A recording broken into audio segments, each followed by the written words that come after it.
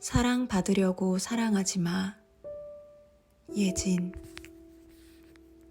삶의 지혜라곤 거의 없던 학창시절, 어른들이 하시는 말씀 중에 어떤 여자가 한 남자의 뒷바라지를 열심히 해서 남자가 결국 사회적으로 성공했는데 성공하고 나니 그 여자를 떠났다더라. 혹은 다른 여자가 생겼다더라. 라는 말을 가끔 들었다. 그때는 남자가 참 이기적이네. 어떻게 자신을 위해 헌신한 여자를 떠날 수 있지? 라고 생각했다. 지금 나의 생각은 여자가 안 됐지만 남자는 그럴 수도 있다. 이다. 왜냐면 그 남자는 도우미 이모님을 원한 게 아니고 매력적인 애인을 원했던 것이니까. 그러니까 누군가를 위해서 헌신을 하려면 그 사람이 나의 모든 헌신을 다 받고도 떠나가도 괜찮을 만큼만 헌신하면 된다. 이웃을 너 자신처럼 사랑해라 는 말씀이 있다. 이 말씀의 의미는 당신 자신부터 사랑하라는 것이다. 자신을 사랑하는 마음이 부족하고 누군가를 사랑한다는 것은 단지 사랑을 더 받기 위해 사랑한다는 것일 뿐이다.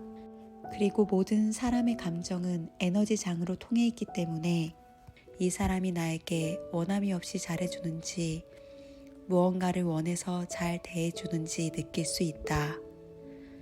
우리는 상대방이 나에게 무언가를 원한다고 생각될 경우 진심으로 그 사람을 대할 수 없을 뿐만 아니라 가까워지고 싶은 마음이 들지 않게 될 수도 있다.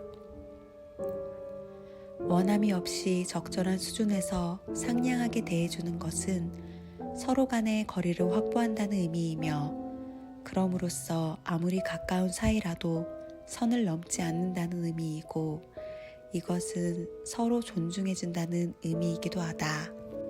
당신이 누군가를 사랑하는 것이 사랑받기 위해서라고 할 때 두 가지 상황이 가능하다. 첫 번째 상황은 그 사람에게 해주는 모든 것이 되돌려받기 위한 것이므로 그 사람이 내가 원하는 만큼의 사랑이나 어떤 것을 해주지 않게 되면 마음이 불편하고 화가 나게 된다. 두 번째 상황은 상대방에게 사랑받기 위해 내 뜻과는 다를지라도 상대방의 뜻에 무조건 맞추려고 하는 것이다. 이것은 한계가 있으며 결국 상대는 자신의 뜻에 무조건 맞추려고 하는 당신을 통제하려고 하는 상황에 이르게 될 수도 있다. 이것 또한 진정한 관계 맺음으로 나아가기 어렵다. 수직적인 관계에서 사랑받으려고 하는 사람이 윗사람일 경우 쉽게 상대방을 통제하려고 할 수 있다. 이것은 네가 내 말을 들어야 나를 사랑하는 거야 라며 상대방에 대한 충성을 확인하는 것인데 이런 식으로 상대를 마음대로 조종하고 휘둘려고까지 할 수 있으며 결국은 상대방을 자신이 소유하고자 하는 것이다. 이것은 상대방의 자유를 제한하는 여러 형태로 나타날 수 있다. 제임스 레드필드는 천상의 예언에서 5살 이상만 되어도 아이 앞에서 어른들끼리 아이에 대해 이야기하지 말고 아이에게 직접 물어보고 아이와 대화하라고 한다. 어른들은 아이들한테 어른들이 하는 이야기에 아이들이 끼어들지 말라고 하는 경우가 있는데 작가는 이것 또한 아이를 하나의 인격체로 인정해주지 않는 것이므로 잘못되었다는 것이다. 다시 본론으로 돌아와 원함이 없는 행위는 신과의 관계에서도 통하는 원리인데 우리가 우리에게 모든 것을 주신 신에게 원함이 없이 감사할 때 신은 우리에게 필요한 것을 충분히 주신다. 매일 달라고만 때를 쓰는 기도가 이루어지지 않는 이유도 여기에 있는 것이다. 결핍감의 상태에서는 끌어당김의 법칙이 이루어지지 않는다. 사람들은 이런 말도 한다. 누군가가 돈을 빌려달라고 하면 되돌려 받을 생각일랑 하지 말고 줄 수 있는 만큼만 그냥 주라고. 나에게 돈이 있어서 사랑이 있어서 줄 수 있는 것이고 모든 것을 줄 때는 되받을 생각은 하지 않고 적정 수준만 주는 것이다. 우리는 성인이 아니니까. 되돌려 받을 생각을 하지 않고 줄 수 있는 경지에 오른 사람은 성인이다.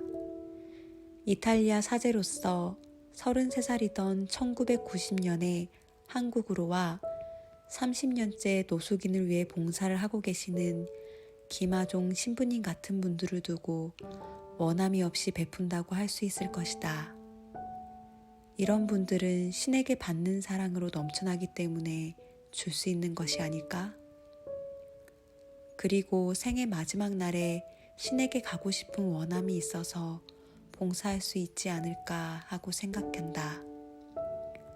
그런 게 아니면 자신의 몸은 돌보지 않고 평생을 그렇게 헌신하기란 쉽지 않을 것 같다는 것이 나의 미약한 생각이다.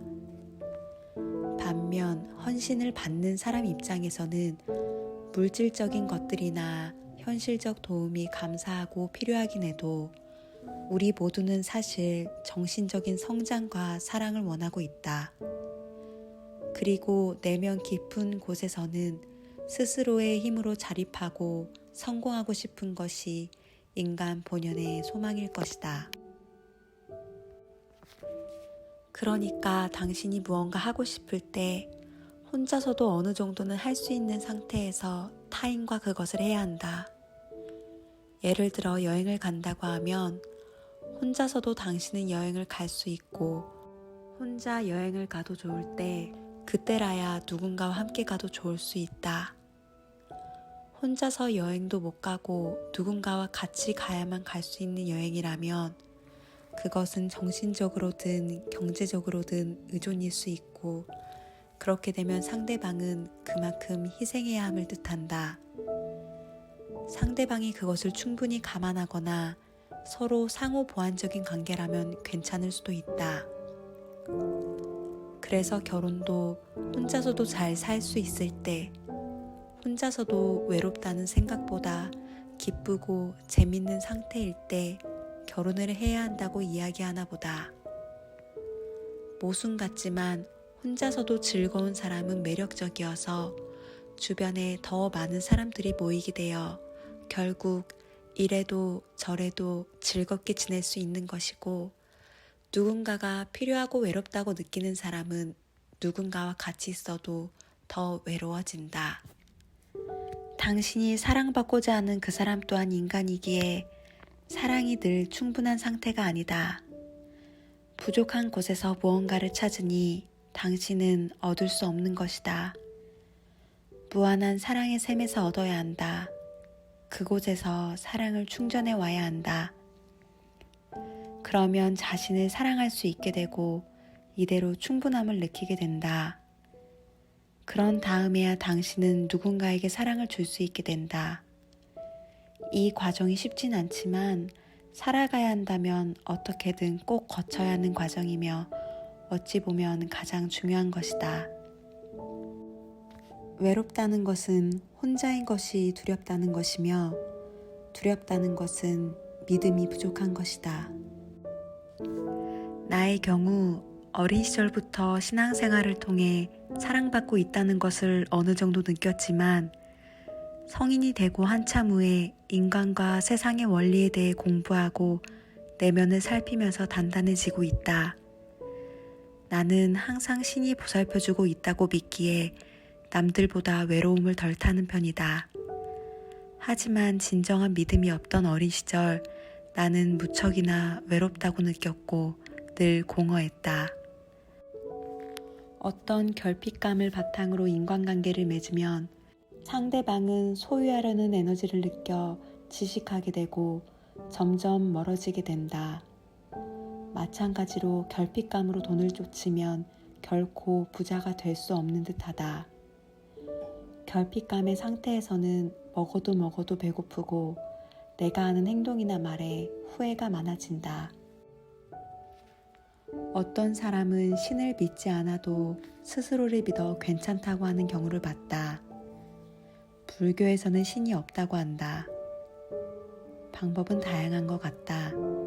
누가 맞고 틀리고의 문제라기보다 자신의 믿음을 만드는 방법은 모두 다 다르니까. 나는 여러 책을 통해 그리고 명상과 기도를 통해 조금씩 깨어나고 있는 느낌을 받는다. 나 자신과 신에 대해 더 알게 될수록 덜 외롭고 조금 더 편안하다. 그리고 나에 대해 알아가는 건 진심으로 재밌다. 원래 사랑하는 존재에 대해 알아가는 건 즐거운 거니까. 혼자 있는 시간도 매우 좋다. 당신도 사랑받고 싶은 생각이 들고 외롭다고 느껴질 때는 자신을 사랑하는 행동을 하나씩 해보길 바란다. 그게 무엇이든.